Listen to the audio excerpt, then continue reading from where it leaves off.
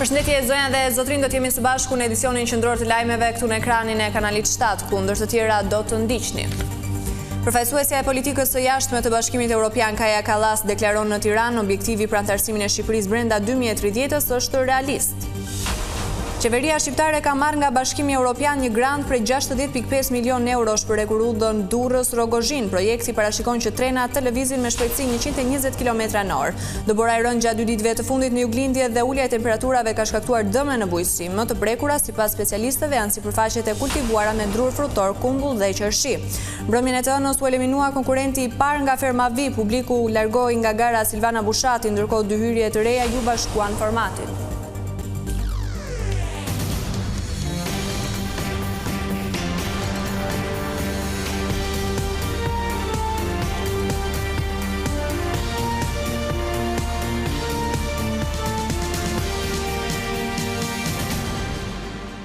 Vjerë gjërësisht me lajmet, objektivin e shpallur për anëtarësimin në Union brenda 2030-s e konfirmoi në Tiranë edhe shepja e diplomacisë europiane. Përfaqësuesja e politikës së jashtme Kaja Kallas tha se Shqipëria ka bërë përparime, por nuk dha një përgjigje të qartë se çfarë ndodh nëse në 11 maj ka rotacion pushteti. Ndërsa kryeministri Edi Rama u shpreh se nuk ka asnjë forcë përveç Partisë Socialiste që përmbush misionin. Nëse miratohen dhe zbatohen reformat, Shqipëria brenda 2030-s është në Bashkimin Evropian, konfirmoi përfaqësuesja e Unionit për politikën e jashtme Kaja Kallas në një konferencë të përbashkët me kryeministrin Edi Rama në Tiranë. Po, është në rast do të ndërmarrim hapat e duhura gjatë rrugës. Shqipëria duhet të vazhdojë me reformat e saj që duhen miratuar, por edhe me reformat që duhet të vijnë në zbatim. Sundimi i ligjit është shumë i rëndësishëm pasi është themeli i Bashkimit Evropian, por edhe themeli i begatisë së një vendi. Në rast se investuesit kanë besim tek sistemi juaj ligjor, atëherë ata kanë besim që të investojnë në ekonominë tuaj.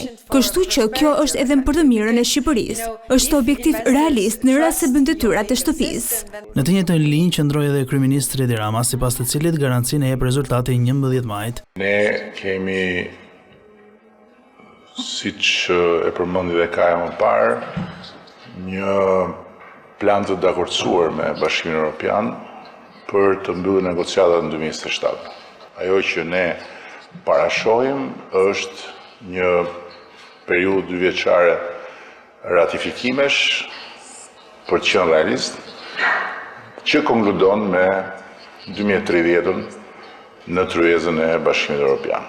Por sa dëmton rotacioni politik ose mungesa e dialogut mes palëve politike në vend procesin e anëtarësimit në Union? Është e qartë që në këtë rrugëtim duhet në fakt bashkëpunimi i të gjithë palëve, sepse duhen zbatuar disa reforma shumë të vështira, pra duhen zbatuar plotësisht dhe për këtë duhet mbështetje dhe përkrahje e plotë. Ajo që kuptoj unë këtu në Shqipëri është që qytetarët e kanë dhënë mbështetjen e tyre. Bashkimi Evropian nuk vendos kush fiton dhe kush humbet zgjedhjen në Shqipëri, nuk ka një forcë tjetër që e kryen dot këtë mision.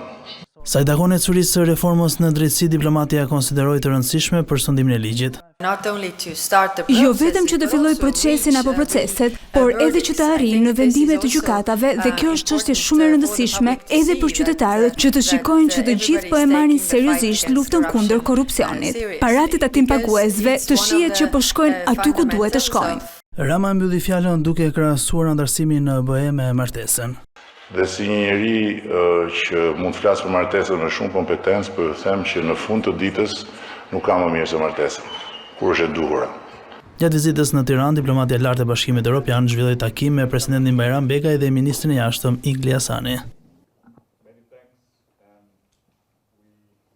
Qeveria shqiptare ka marrë nga Bashkimi Evropian një grant prej 60.5 milion eurosh për hekurudhën Durrës-Rogozhin. Projekti parashikon që trenat të lëvizin me shpejtësi 120 km/h.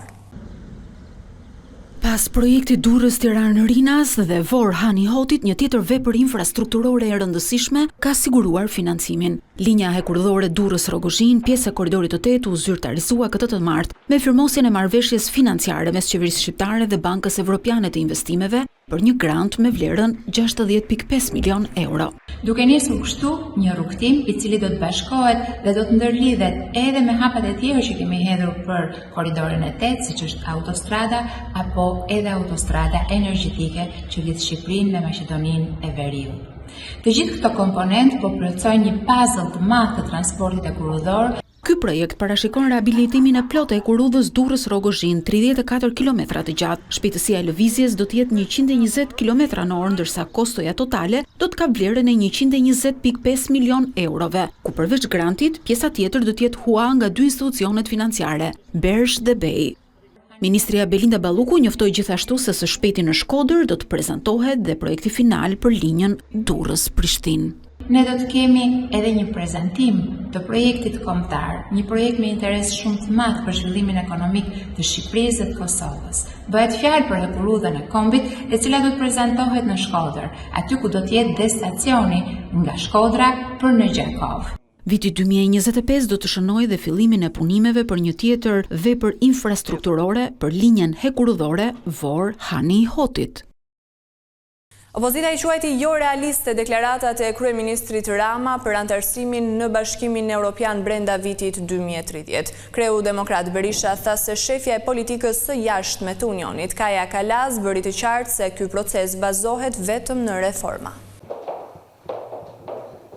Kryetari i Partisë Demokratike Sali Berisha e cilësoi mashtrim premtimin e kryeministrit Edi Rama se brenda 2 viteve përfundojnë negociatat me Bashkimin Evropian.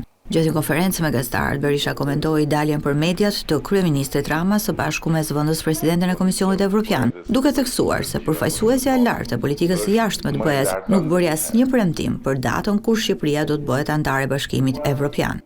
Zonja Kallas, Shqipëria tha ka ambicie. Ambicie. Që është mashtrimi e Edi Ramës. Por, kjo është një rrugë e vështirë dhe kërkon reforma. Ajo nuk investoi asnjë nonagram në zotimet e Edi Ramës. I tha dhe tjetër që është rrugë gjithëpërfshirëse. Berisha përsëriti qëndrimin se kryeministri Edi Rama dhe Partia Socialiste nuk mund ta bëjnë Shqipërinë anëtare të BE-s. Të mendosh ti se Shqipëria do integrohet si narkoshtet në Bashkimin Evropian? Shqipëria do integrohet me bajrët, çelët edhe ponjat, ministra mbi ministra, se këta në më tiq këta. Është një lloj, si t'imagjinosh se do shohësh veshin tënd pa pasqyrë. Berisha premtoi se integrimi do të jetë synimi kryesor i Partisë Demokratike nëse fiton në 11 maj. Partia Demokratike ka deklaruar dhe deklaron se ylli polar i programit saj do të jetë integrimi i Shqipërisë në Bashkimin Evropian. Si do jetë? Merit-based, i bazuar në reforma dhe në merit. Ndërkaq kryetari i Partisë Demokratike Sali Berisha takoi sot shefin e misionit të Odirit Lamberto Zanieri, i cili i përcolli shqetësimet e opozitës për procesin e përgatitjes së zgjedhjeve të 11 majit.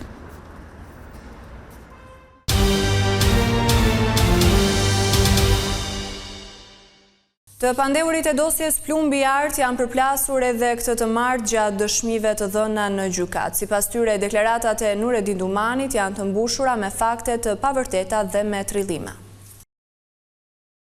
Dëshmia radhës e Nuredin Dumanit përpara gjykatës së posaçme ka nxjerrë në dritë të tjera krime të rënda, vrasje dhe përplasje mes bandave të vendit. Në seancën e kësaj të martë për dosjen Plumbi Art, Nuredin Dumani ka fajsuar sërish Suel Çelën për vrasjen e mbetur në tentativë ndaj Elton Kilës, i njohur si Oti Elbasanit. Por nga ana tjetër njëri prej të pandeurve, Julian Hoxha, i cili mori pjesë në vrasjen e Bujar Çelës, vëllait të shumë kërkuarit Alo Çela, gjatë një debati që pati në seancë me Arion Alibejn, e akuzoi këtë të fundit për atentatin ndaj Kastriot Kilës, i njohur dhe me emrin Elton, dhe sipas tij nuk ishte porosie Suel Çelës. Në një nga takimet që kam zhvilluar me Arion Alibej, ai më ka folur për vrasjen e Kastriot Kilës. Ai më ka treguar se si ka porositur vrasjen e tij. Financues dhe organizatori kësaj ngjarjeje është Arion Alibej, jo Suel Çela.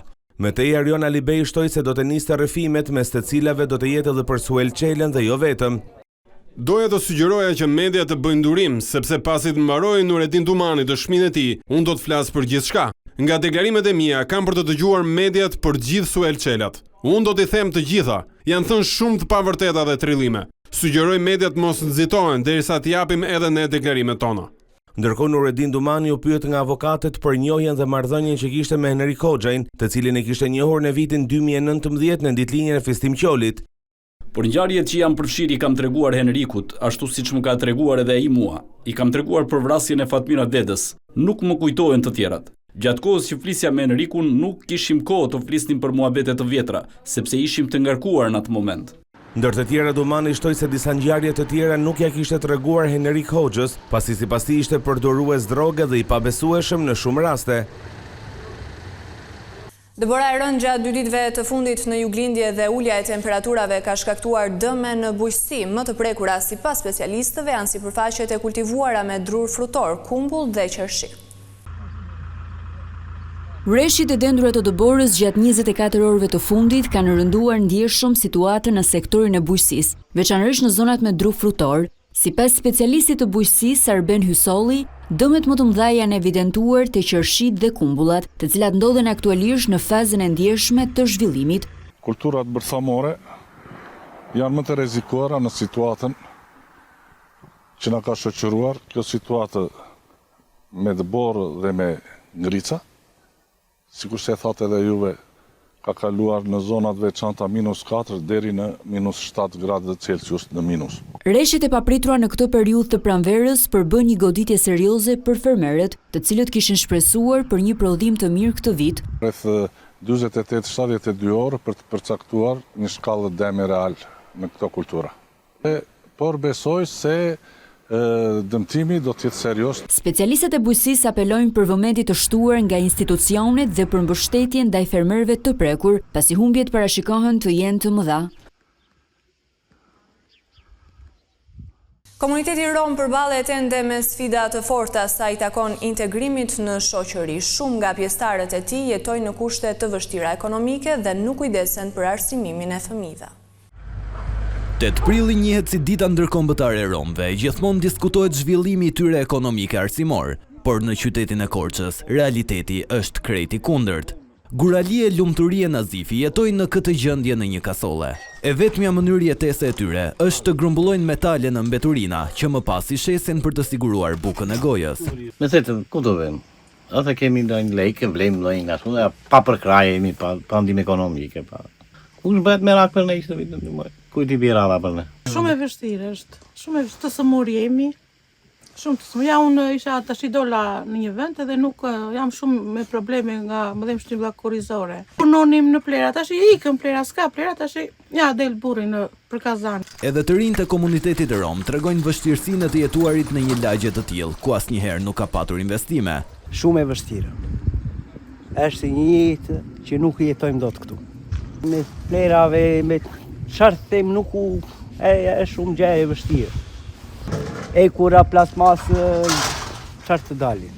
Në qytetin e Korçës jetojnë afër 23.000 banorë të identifikuar si pjesë e komunitetit egjiptian e rom, ndërkohë në Fier u organizua një tryezë kushtuar sfidave me të cilat përballen romët. Vetëm për vitin 2024 rezulton se në këtë qark janë regjistruar 400 kërkesa për punësim nga komuniteti rom, ku 42 prej tyre janë finalizuar. Ndërsa aktivistët u kanë bërë thirrje prindërve rom të mos neglizhojnë arsimimin e fëmijëve. Unë do doja prindërve të rom, pikse pari që janë niset, të çojnë fëmijët në shkollë, të arsimojnë që mos braktisin shkollën dhe mos bëjnë martesa të hershme. Një tjetër problem i diskutuar në tryezë ishte diskriminimi i shtuar ndaj këtij komuniteti, kryesisht në rrjetet sociale.